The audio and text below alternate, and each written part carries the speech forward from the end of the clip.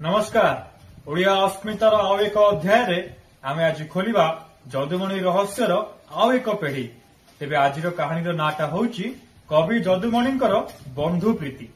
कवि जदुमणि जेमिति हास्य रसिक थिले सेभଳି भावरे तांकर बंधु प्रीतिर चर्चा चारिआडे सेमिति ही थिला।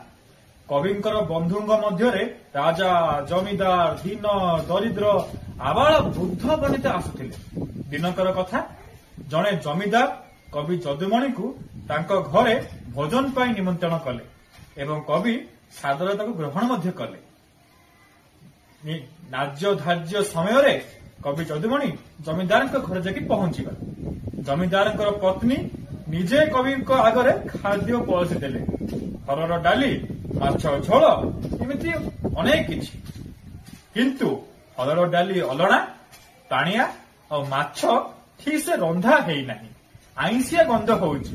ताकू खाई जदुमणि निजर काव्य कविता माध्यम कौन कहले आपण सुनंतु।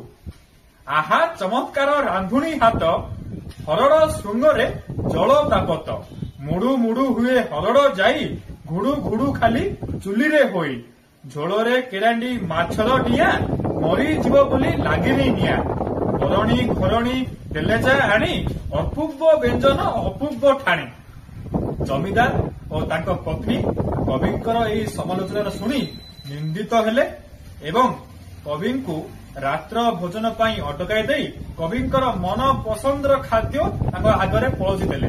कवि से खाद्य ग्रहण करी बंधु प्रीतिर आलोचना करी तांको आशीर्वाद दे पुणी फेरी आसिले। एतिकी थिला कवि जदुमणिंकर बंधु प्रीति।